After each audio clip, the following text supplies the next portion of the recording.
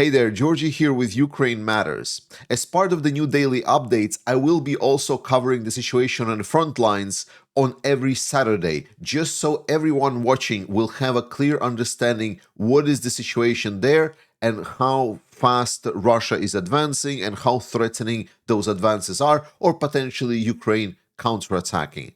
So let's dive in for this week. Firstly, with the strikes this week, the most notable strikes happened around the Crimean Peninsula, where the Ukrainian military intelligence have struck a lot of targets, but also Russians were really heavily suppressed in their logistics by Ukrainians by strikes in the Rostov, Voronezh, and Volgograd region, which are located right over here. Additionally, in the Krasnodar region, which is here to the south, there was also strikes against some oil refineries, just so you get understanding of the logistics where the Ukrainian strikes are taking place. With regards to Russian strikes, and especially the drone strikes, the Okogora analysts have outlined an interesting trend that despite the fact that it's often assumed that the Shahid strikes are happening deep inside Ukraine, the reality on the ground are showing that no, that majority of Shahid strikes are actually concentrated closer to the frontline cities. So this definitely outlined the tactics that I've underscored on the channel, that Russia is trying to use Shahids more and more to target a lot of the military movements and military installation.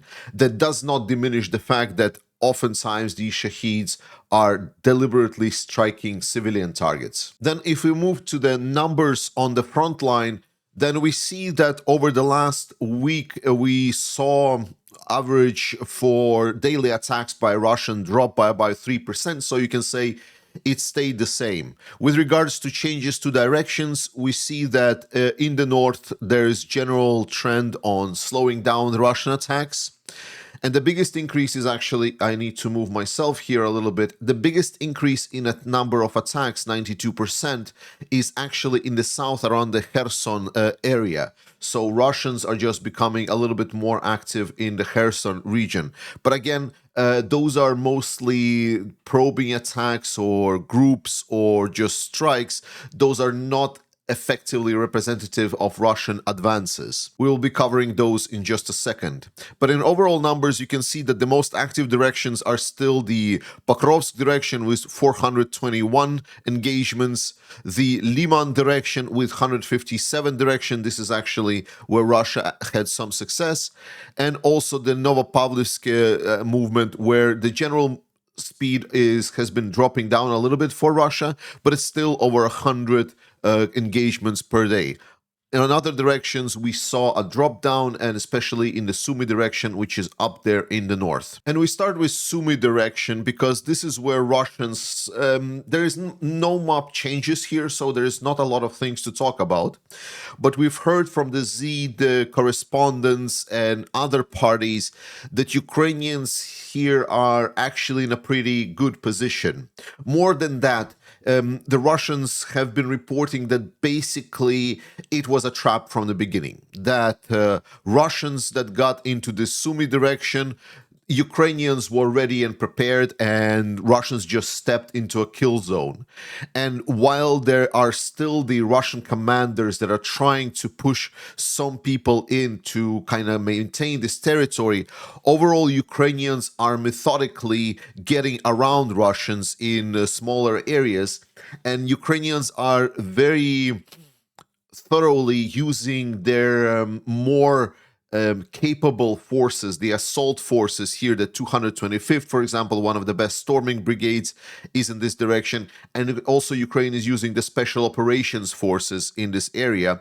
And what they do is the special operations forces essentially penetrate deep into the Russian positions. They get far behind the enemy line, create disarray between Russians, and then it allows these capable storming brigades to then push and apply a lot of pressure for the Russians. So despite the fact that Russia has reinforced this area, despite the fact that they have been trying to dig in, they are still having big troubles is staying in this area. It is truly like a kill zone for Russians with no benefits whatsoever. In the northern area around Vovchansk, Ukrainians are reporting that the area stays tense, but in general, compared to the other parts of the front line, it is not that great for Russians. Around Kupyansk area this week, we saw some additional movements on the northern side of Kupyansk. It is not yet critical. There are plenty of other roads that are leading to Kupyansk, northern side, but the Russians are trying to slowly move around Kupyansk.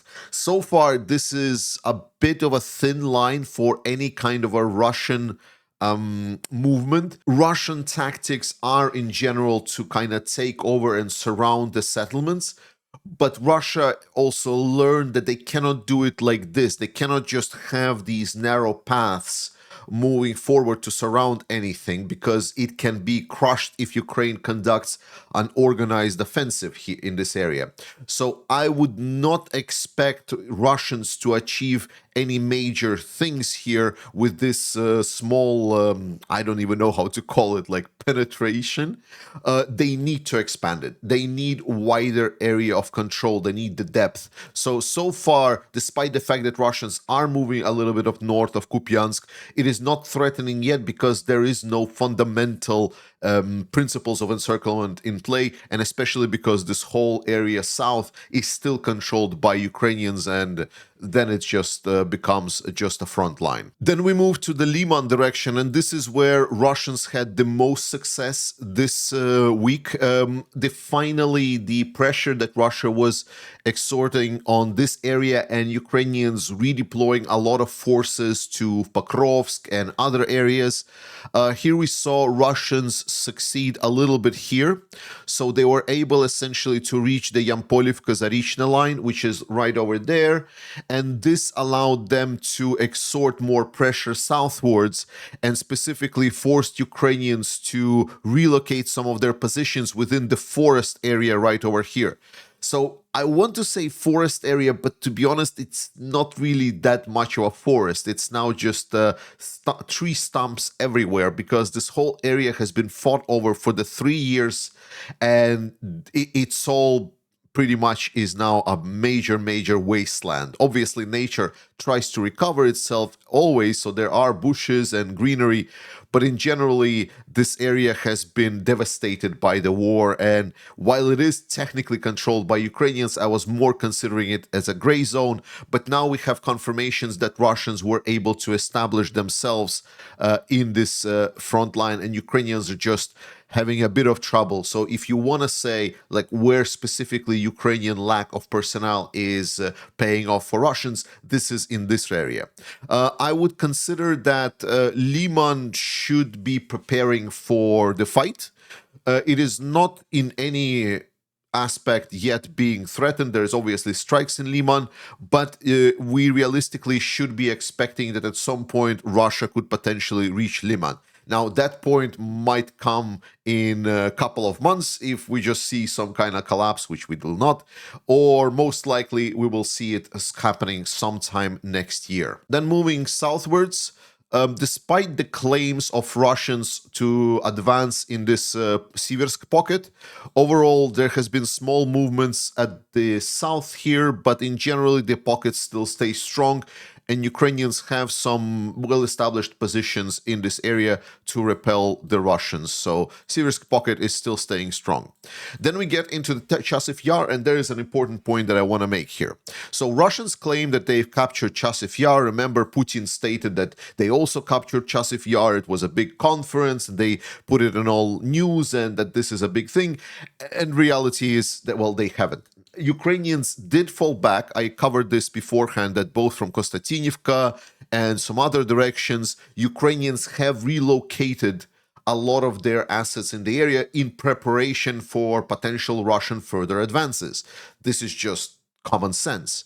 But Chasiv Yar, despite the claims of Russians for it being captured, it is not. Russia had some advances in there, and if beforehand they were controlling like 75%, now they control sort of like 80%. But they still don't control it fully.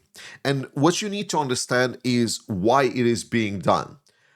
Basically, right now in the Russian military, they have a weird I don't know how you persuade, like a option, like or a deal on the table for the Russians, which states that you can get a vacation, a paid vacation from the Russian military, and days off, if you will take some flags and you will take pictures in forward positions in the supposedly Ukrainian controlled territory. So, what Russians are doing right now is that a lot of them are trying to get themselves vacation and days off in the Russian military by this way. So, they're infiltrating into Ukrainian territory, and then they take pictures with the flags in Ukrainian territory, and then they try to run away as fast as possible. They don't always run away. Sometimes they just get caught by Ukrainians, but they still try to essentially claim that they captured this territory to realize their personal incentive of getting some days off from this nightmare. And that's why we saw some pictures being posted in supposedly Chasiv Yar areas that are being controlled by Ukraine and still are being controlled by Ukrainians, but there were some infiltrations by the Russians. And I want this to be very, very clear, especially if someone is going to present you with proofs that Russians are standing there with the flags, therefore they control something. This is not the case, and this is specifically not the case with Chasiv Yar.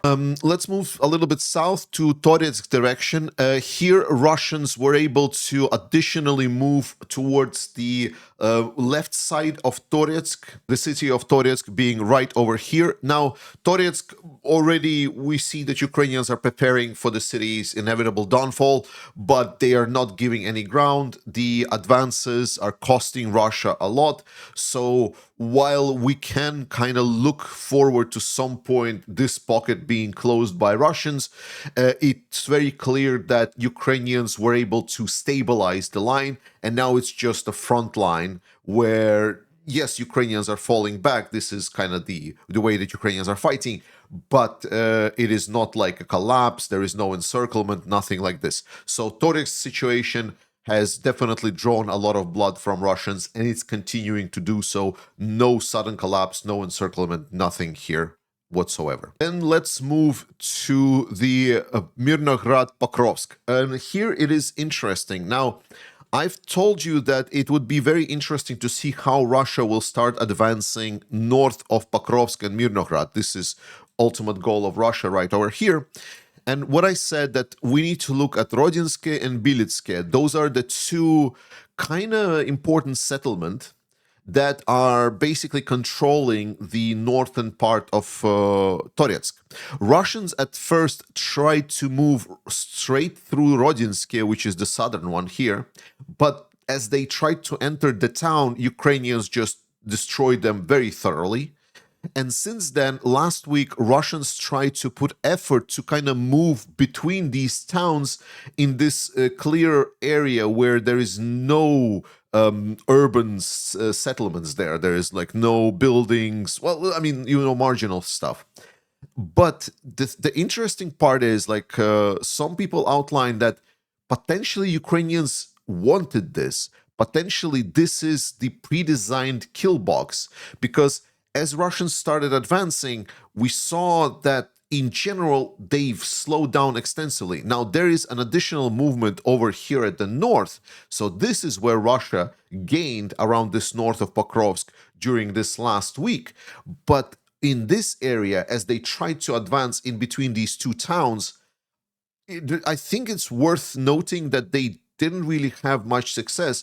So I do believe that assessment that this was a pre-designed kill box is correct. So Russians are just really trying to push through the kill box area here. And I mean, just by the name itself, you can understand that this is not the best idea ever. Inside the city of Pokrovsk and Myrnohrad itself, Russians are still on the outskirts. Mostly it's the recon groups that are making it into the city. No proper Russian forces are still anywhere near the city proper area yet. Moving southwards, this is where we saw some drop in the Russian activity, but Russia is consolidating their gains. This area, Russia is just moving along the highway.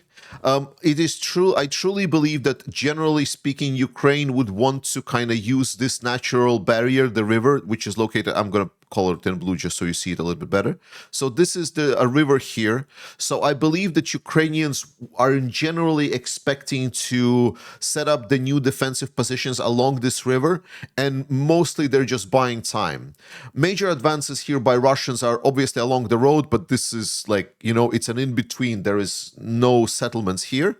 And the settlements that Russia is capturing is just consolidation of pockets from their previous activity, like right over here. So for me, the most interesting part in this area will be here is how fast Russia will be able to get through that river, and everything up until that, to be honest, I don't see how really Ukrainians can defend it in proper way. Obviously, they will still be fighting, inflicting damage on the Russians, but I don't think that this is going to be a major defensive lines around this area. So be prepared that in this area, Ukrainians will be falling a little bit more back. Discover all the major events that were happening on the front lines this week. Remember, overall, whatever I'm showing on the map, if we look kind of globally, then Russian advances are very, very, very, very slow. For the scale of this war, Russia is basically crawling, and the amount of forces they're expending to do so is very, very big. So stay supportive of Ukraine, trust the Ukrainian armed forces. I love you, Slava Ukraini, and I will see you next time.